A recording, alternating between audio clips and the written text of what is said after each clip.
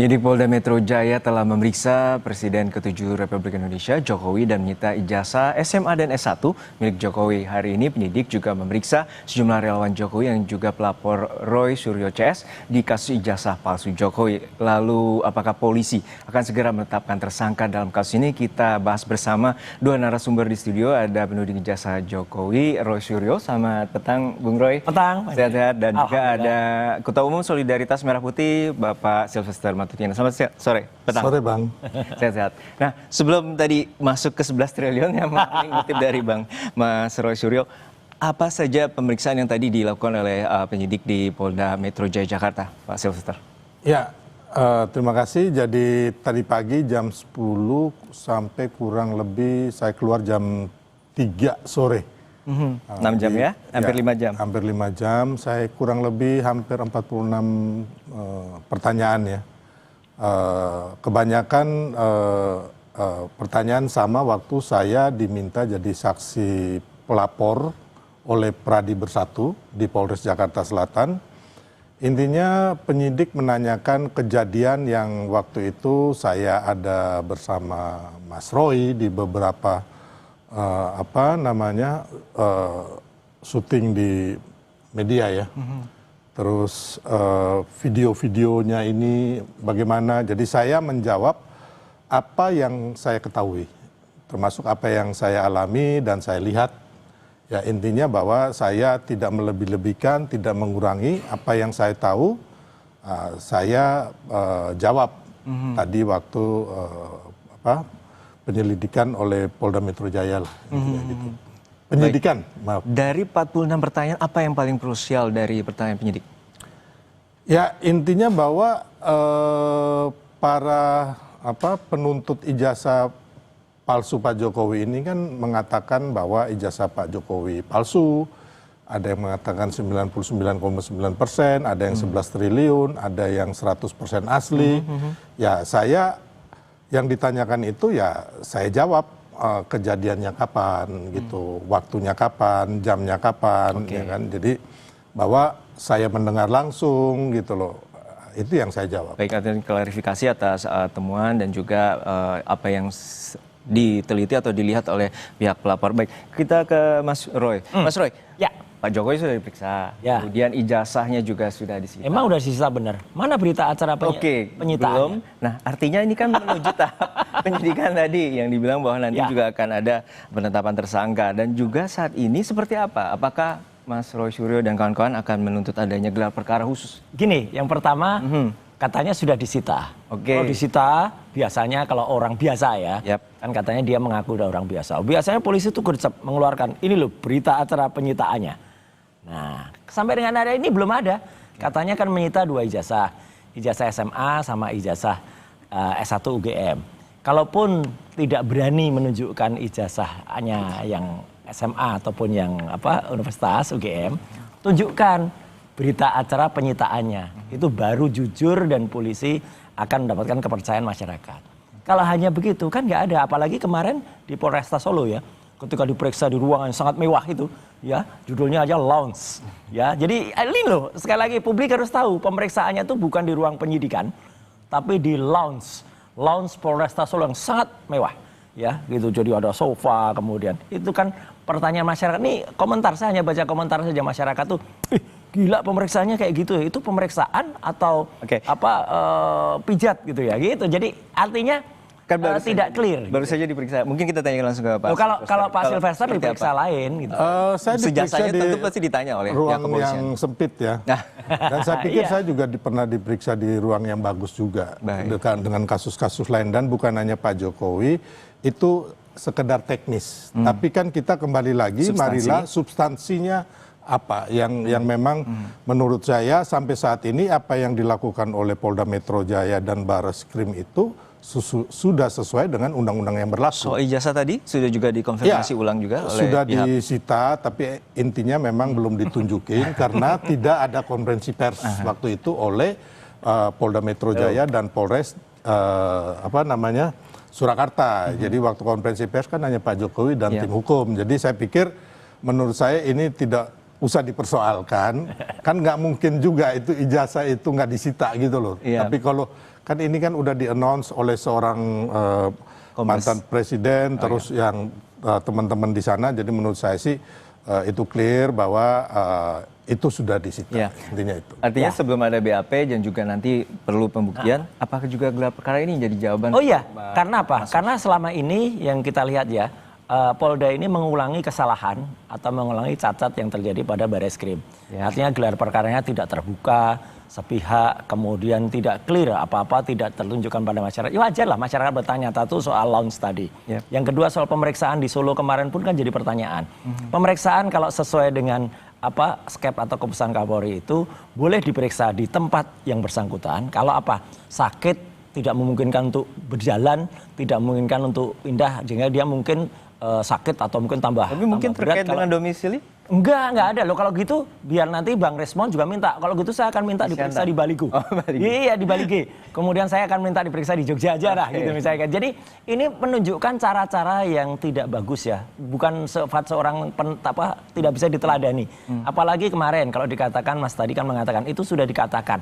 Ya, jadi nggak mungkin lah kalau kata Bang Silves tadi Pak Jokowi bilang kok itu nggak dipercaya.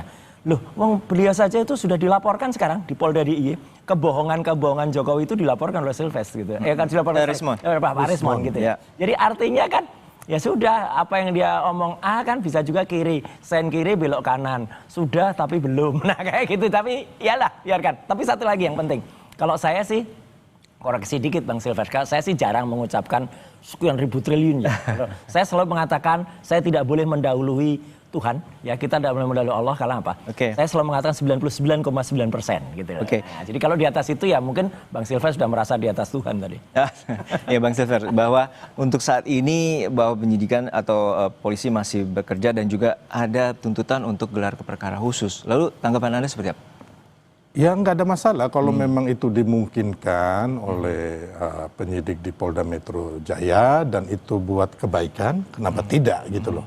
Dan memang ini menurut saya memang tempat yang buat Mas Roy dan kawan-kawan ini bisa melakukan argumentasi di situ ya dengan bukti-bukti yang mereka punyai. Tapi kembali lagi Mas Roy dengan tidak mengurangi rasa hormat saya, sampai saat ini saya mengatakan bahwa bukti-bukti yang diajukan Mas Roy dan kawan-kawan ini nol atau zong. Itu yang meyakinkan bahwa Anda menyebut 11 triliun tadi? Ya, kenapa?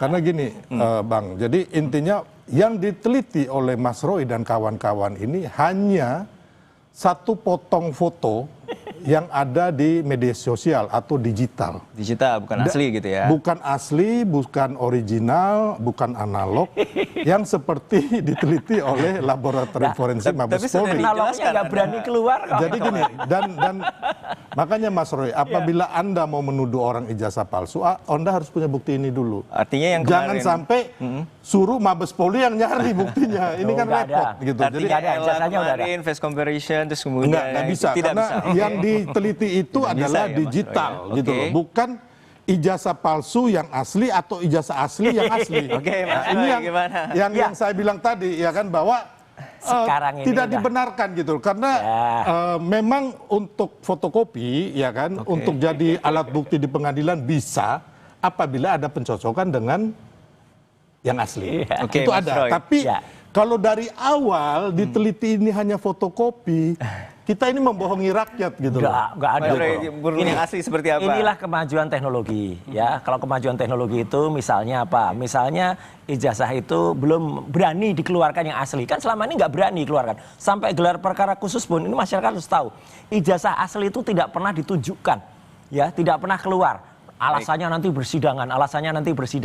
Persidangan yang mana? Kalau persidangannya yang ada di Bareskrim itu naik ke persidangan, itu baru akan keluar. Tapi kalau yang ini udah ada cara. Pemeriksaan harusnya di Jakarta saja di Polda Metro, takut pemeriksaannya kemudian di Polresta Solo, nggak kelihatan. Kan seperti contoh di Polda Metro tuh, meskipun dilipet-lipet kan kelihatan ijazahnya. Kalau ini enggak gitu. Jadi Oke. Kita lanjutkan kembali di jeda Kompas Petang untuk Mas Rosiro dan Bang Silvester hanya di Kompas Petang.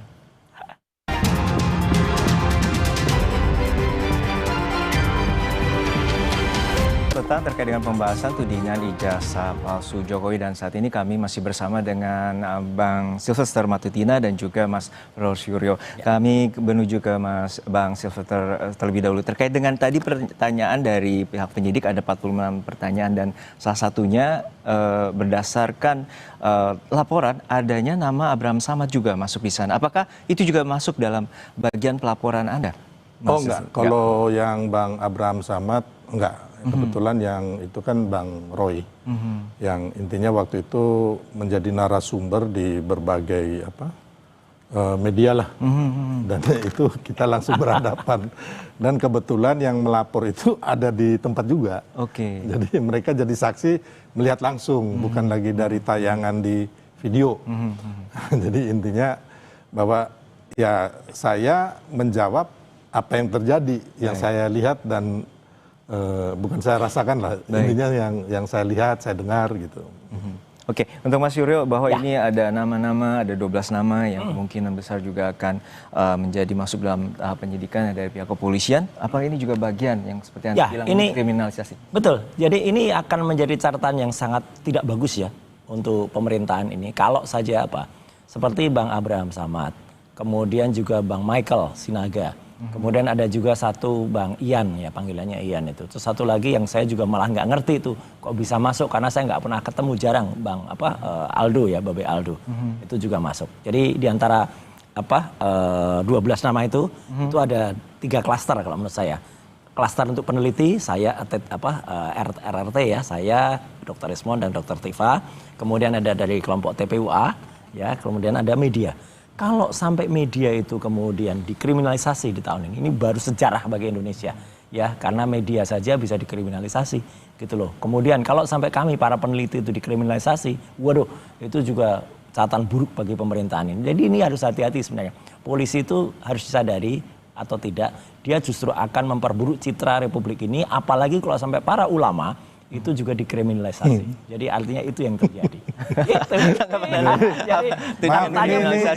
Ini Mas Roy udah terlalu jauh dan terlalu ngawur ya menurut saya. Karena gini, nggak mungkin juga ada kriminalisasi terhadap ulama, termasuk kepada insan pers dan media. Belum ada ya yang kayak Kompas atau TV One atau apapun lah teman-teman wartawan itu yang dikriminalisasi di kasus ini atau yang lainnya.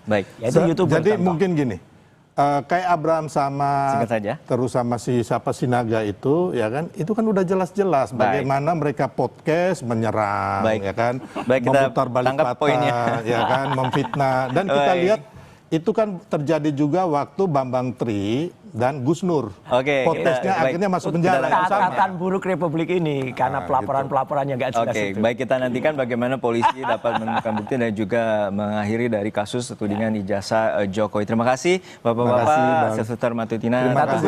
11.000 triliunnya tadi. Terima kasih. Oke, makasih. Selamat petang.